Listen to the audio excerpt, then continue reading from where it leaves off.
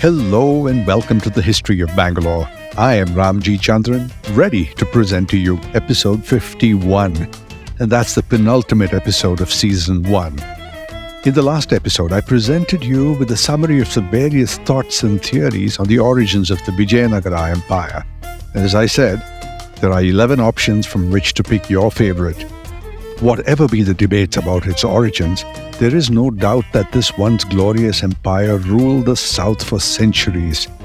Well, like all good things, this empire too had to come to its end eventually. But when a star collapses, it causes the birth of a number of others, and the passing of the Vijayanagara Empire led particularly to two consequences that are of significance to us: the creation of the modern city of Bangalore and the rise of the Wadiyar dynasty. So strap yourselves in, and I will try to compress that history into this and the next episode. But before I do, a word of thanks to the Prestige Group for their corporate support. Building cities one landmark at a time, they transform dreams into reality. You can be a part of the future. Simply add prestige to your life. The tales of Vijayanagara are spoken more of as a concept than as a traditional account of history, and I find that curious. These accounts of Vijayanagara appear to inspire opinion rather than drive facts, and even the most traditional accounts of its history are quickly conflated with latter-day politics. The principal camps of opinion are the early British historians, Wilkes and Mackenzie for instance, who seem to be Orientalist in their approach, leaning towards supporting the advent of the British as the best thing. And if you wonder how that story flows, here's a quick and dirty. British scholars engaged with Vijayanagara's history not purely for academic interest, but as part of a broader effort to frame India's past in the ways that legitimized British rule. This was the Orientalism that Edward Said, for instance, described in his book by the same name. Now, these British officers, Mark Wilkes in 1810 and Colin Mackenzie in 1815, were among the first to document Vijayanagara's legacy, and they were followed by Robert Sewell in 1900 to 1904. Now, while these scholars relied heavily on Indian intellectuals and local sources, their interpretations cast Vijayanagara as a once magnificent but ultimately fragile state that was governed by authoritarian rulers and flawed political systems, and was unable to withstand the Sultanate and the Bahmani incursions. And finally, of course, it fell to the British to swoop in and save the day. And then again, on the other side, Indian historians came to the forefront. But here again, the agenda did not seem like it was purely for academic interest. In the early 1900s, Bangalore and Madras-based historian Krishnadeva Raya re-examined Vijayanagara from a different perspective. Now, he positioned it as a predominantly Hindu kingdom that was facing a monolithic and one-dimensional enemy. Iyengar made another departure from the norm. He said that indigenous literary sources should be considered seriously alongside inscriptions in reconstructing the past. Now, this would include kavya or poetic eulogies and genealogical chronicles of prominent lineages of the time, and those were called Vamshavalli. Now, while Prashastis and Veeragallus have always been a source of history, the late medieval literature would have been written with literary and not historical purpose, so Iyengar's decision needs to be considered. To support this view, writing in the Mythic Society journal, Anila Verghese points out that some literary sources are valuable, no doubt, but they do come with some serious limitations. Many are filled with exaggerations and poetic flourishes. Take the Telugu work, Rayavachakamu, for instance. Now, that would seem like it was a first-hand account of Krishnadeva Raya's court, but in reality, it was written 80 or 90 years after his reign. And then there are those accounts by the foreign travelers, widely referenced by modern historians. Now, they offer fascinating details, but they too have their flaws. These travelers, they encountered a completely unfamiliar culture and often focused on what seemed strange or exotic to them. And because they had little understanding of Indian customs, their observations were often exaggerated or just plain inaccurate. Years later, noted scholars like B.A. Salitore put the polemic in a regional-centered frame and presented Vijayanagara as a distinctly Kannada-centered polity. But his contemporary, Venkataramanayya, challenged this by asserting a deeper connection to Telugu-speaking regions. And thus, another bipolar, this time linguistic argument had presented itself. In this way, Vijayanagara's historiography transitioned from a colonial narrative to a field shaped by Indian, regional and nationalist perspectives. Now, common sense would dictate that the rulers of the kingdoms were no different from any of the others who went before or after them. They would have to have run an administration, addressing standard day-to-day pushes and pulls, collecting taxes, building and maintaining infrastructure, paying attention to defense and the army, and so on. Now, why later historians would choose to reverse engineer these colonial and post-colonial politics and foist it on the Vijayanagara history is baffling. But then, looked at in another way, so much was changing all at once in the Deccan that the telling of history too seems to have lost its way, from being an unsentimental interpretation of a record of actual events, or the best that one can find about them, to one shaped by conflicting ideologies rather than objective historical analysis. And the irony is that these ideologies could not have existed back then, and they would have been anachronistic, positively bizarre. Indeed, modern scholars have questioned the wisdom in these 19th century interpretations. When Robert Sewell published his book on Vijayanagara in 1900-1904, it reflected more than just a growing academic interest in the empire. As I said, British view of India had shifted by then from a romantic fascination to a full-fledged imperialist perspective. And they used archaeology as a tool in their narrative in ways that suited their colonial interest. For example, framing Vijayanagara history as a Hindu-Muslim divide, as a religious crusade, so to speak. But then, when was Hinduism ever a singular, homogeneous entity? Clearly not the case. There were deep divisions that existed between Shaivism, Vaishnavism, and Jainism. Nobody ever in those days would have said Hinduism as though it was one thing. And one example of that is an inscription that was found in Shravanabelagola dating back to 1368 AD. It talks about the king Bukka settling a rather nasty territory dispute between the Jains, who were a minority, and the Vaishnavas, who were a majority.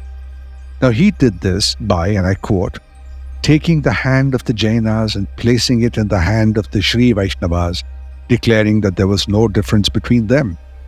And then Bukka exhorted the Vaishnavas, and I quote from the inscription, if loss or advancement should be caused to the Jaina faith through the Vaishnavas will deem it as loss or advancement caused to their own faith. I would imagine that a dogmatic sectarian would see every faith or religion outside his own as alien to his religious interests. History has been full of bloody clashes between religious sects, and it often fell to the king to remain secular and keep the peace, no matter what his own personal belief was. He had to act as a unifier, making sure that different communities didn't tear the kingdom apart. Anyway, look at it logically. Any attack on the kingdom would have been viewed by the common man as devastating, no matter what religion that the attackers professed to follow. When the kingdom was under attack, would it really matter what religion the invaders followed? Any threat would be a threat to their own life, limb, and liberty. Also, think about how simple it must have been for invaders to split the population on sectarian lines, making promises to one side over the other. And I wonder if ideology would have scored over these personal considerations. All that said and stated, to view it from the lens of back then, the history of people wasn't really a field of study in its own right. Most historical research focused on wars and conquests and political power struggles. So, before plunging into any hard position on whatever may have been told to us about what the history may or may not have been, approaching all this with a generous amount of I don't know and I can't really tell is not a bad thing at all. Circling back to what I said at the beginning of this episode, when you look at all the different narratives of Vijayanagara's history, it's hard to miss how much politics has shaped the way that story is told. But let's shake the tree and pick up on who did what to whom and when. While debates about Vijayanagara's legacy continue, its actual history unfolds in a clear sequence of past struggles and expansions. So let's head back to 1336, the year of his ascendancy when Harihara was on the throne as king, and Veera Ballala III was still on his throne as the king of the Hoysalas. It was in 1343, after Ballala died, that Harihara could start his rule as a full-fledged sovereign. Now, the years in between, that's between 1336 and 1343, were uneasy but largely uneventful as Harihara did his best to settle in.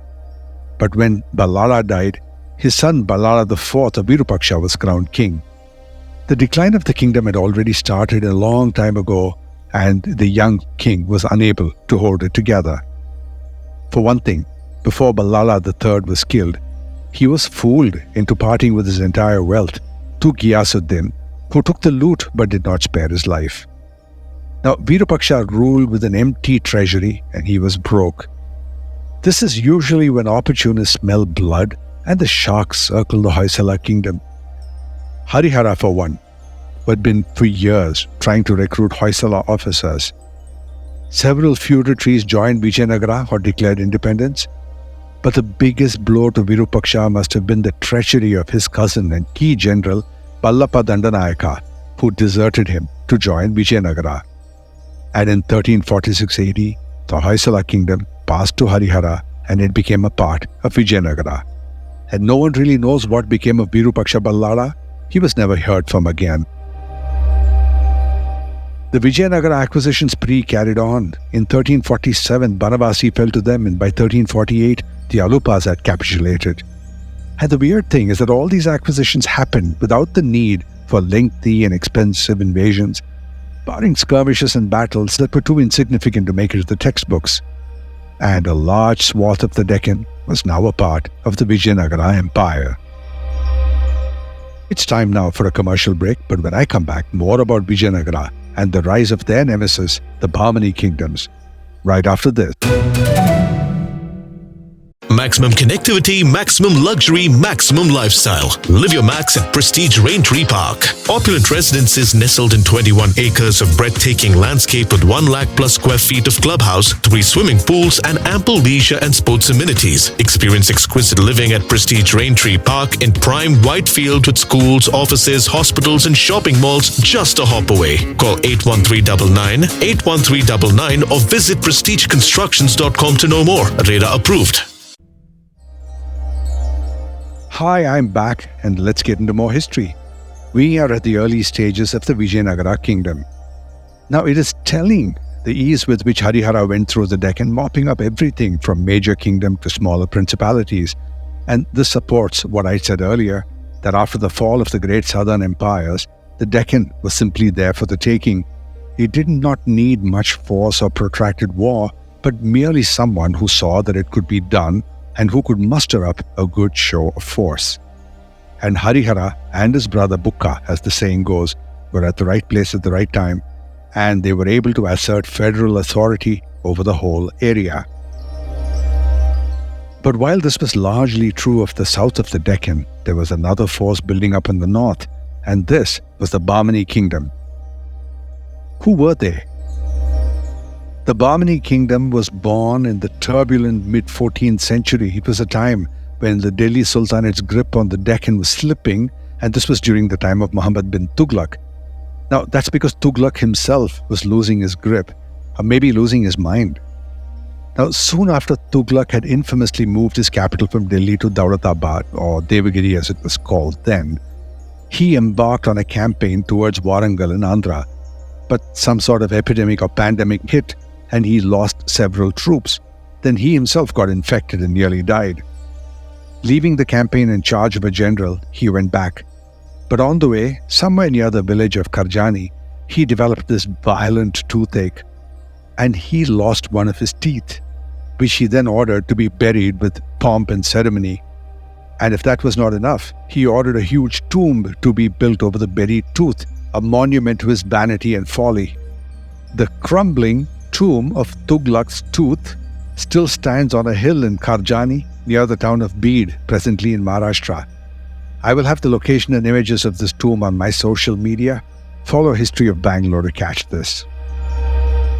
It was after this that Tughlaq moved the capital back to Delhi because of the Afghan and other attacks. It didn't take long for his key people to want to break away from this insanity, and one of them was a man called Alauddin Hasan Bahman Shah. Now, he has a lofty origin story, of course they all do, but we will skip over that. Alauddin was known better as Hasan Gangu, and there's an interesting story why. So he started his career as a servant of Gangu Brahman, an astrologer in the court of Ghiyasuddin Tughlaq, the Sultan. Pleased with his services, the astrologer gifted to Alauddin a piece of land on which he could live. One day, while digging his land, Alauddin hit something, and it turned out to be a pot of gold. He brought the gold to the astrologer, who was so impressed by his honesty that he reported this to then Prince Muhammad bin Tughlaq, who then told his father, the Sultan.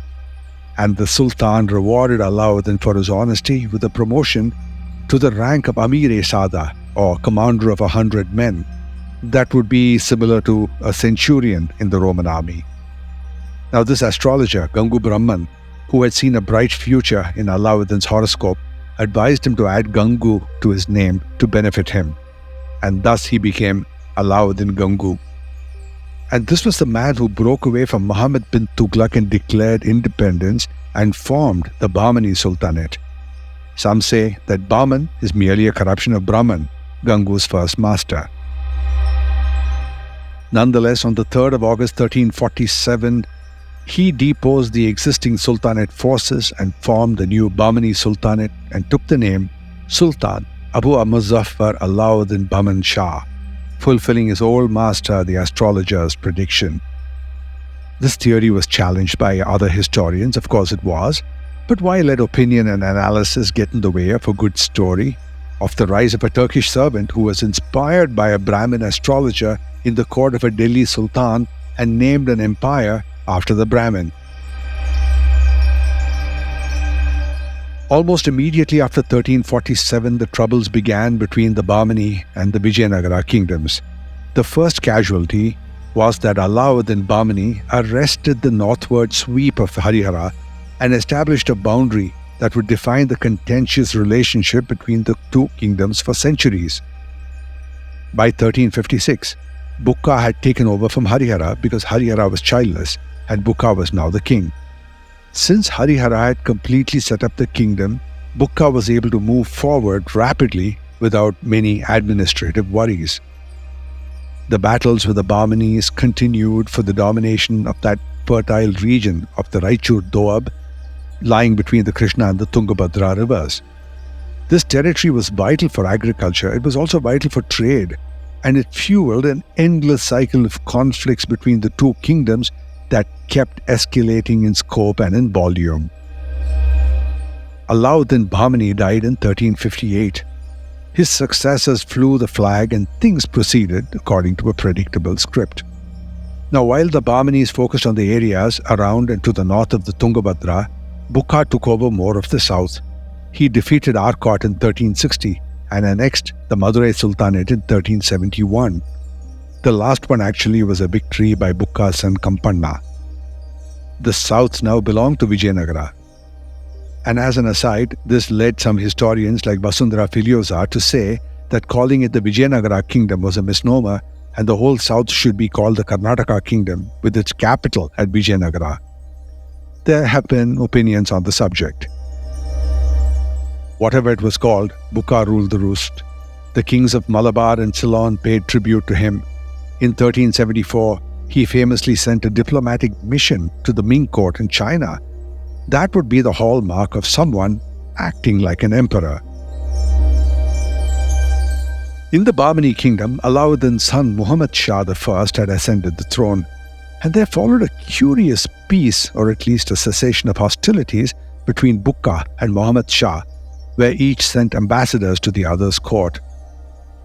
It might have been during this time that a certain Raya of Vijayanagara was said to have presented the Sultan with a ruby of inestimable value, which the Sultan proudly placed above the throne.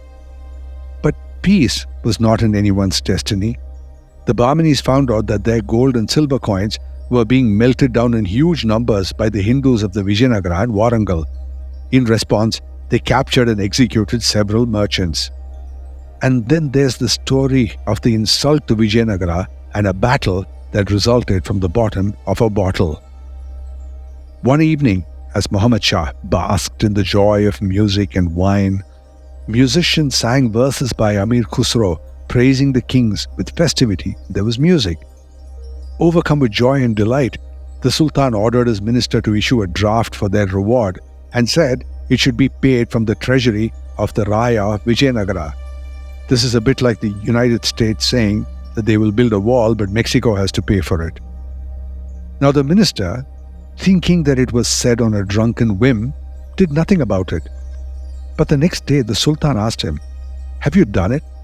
And when he said no, the Sultan said, "Do you believe that any words would pass my lips without consideration?" And he insisted that he had spoken with intent, and then the order or the draft was sent. This Vijayanagara Raya, who must have been Bukka, was insulted. He paraded the messenger who brought the message through the city on a donkey and sent him back in disgrace. Then he assembled a massive army and marched on the Bahmani territory and laid waste to the land. The battles between Vijayanagara and the Bahmanis were endless, generation following generation, making small stabs at peace and yielding a little bit to each other, but nothing held. Once, following a particularly bloody conflict, when Muhammad Shah's forces had killed a disproportionate number of Vijayanagara civilians, there followed animated exchanges between the ambassadors of the two nations, and they reached an agreement that no civilians following a battle would be harmed. On another occasion, an exchange between Mujahid, the teenage successor of Muhammad Shah, and Bukka on who should vacate which territory escalated to another war, and so on it went, and it would seem that the paths of the two kingdoms remained knotted forever. The succession of kings and dynasties of Vijayanagara was paced. In 1377, Bukka died, and his older son Kempanna having died before him, the throne passed to Harihara II, who expanded the kingdom all the way to Goa on the coast and then to the north of Andhra and defeated Bahmani forces on the way. The parade of Vijayanagara kings could either be seen as unremarkable or replete with such trivia that it could fill a fairly hefty book. Unremarkable if we were looking for something other than battles, or replete if we were looking for trivia, like the inevitable tales of the Sultanate princesses falling in love with Vijayanagara princes. It was around 1424 that another significant king, Deva Raya II, came to the throne. He was said to be the last great king of the Sangama lineage, and it was in his time that one of the many foreign scholars came visiting, and this was the visit of the famous Abdul Razak about whom we have spoken before. Deva Raya was known for his abilities as an administrator, a warrior, and a man of letters, a literateur. His death in 1446 marked the decline of the Sangama line, and he was succeeded by weak and vicious kings who achieved nothing more than to lose large parts of the empire. The Sangamas were finally overthrown by a general, Saluva Narasimha, who started the short-lived Saluva dynasty. But in the 6th short years of Saluva Narasimha's reign, he set the kingdom straight, and he used diplomacy as his main tool. He made friends with the Arabs and therefore was able to buy a lot of horses, enhancing the cavalry. And the succession passed on to the third of the Vijayanagara dynasties, the Tuluvas. The histories of succession and the battles with the Bahmanis do little justice to the measure of what was the Vijayanagara glory. It was a time of commercial successes, the growth of literature and spiritualism, of culture and architecture and the arts that have survived for centuries, that were earlier supported by the patronage of the more able kings of the Vijayanagara dynasty. And there would be no better example of such a king than the one we will discuss next, Krishnadeva Raya. In the next episode, I will bring you to the conclusion of Season 1 of this podcast, when I will take you through the reign of Krishnadeva Raya and Achyuta Raya, and through to the beginning of the downfall of the empire, and in its wake, the founding of the modern city of Bangalore. History is only getting more close, more real, and more exciting. Stay tuned. I am Ramjee Chandran, and this is the History of Bangalore.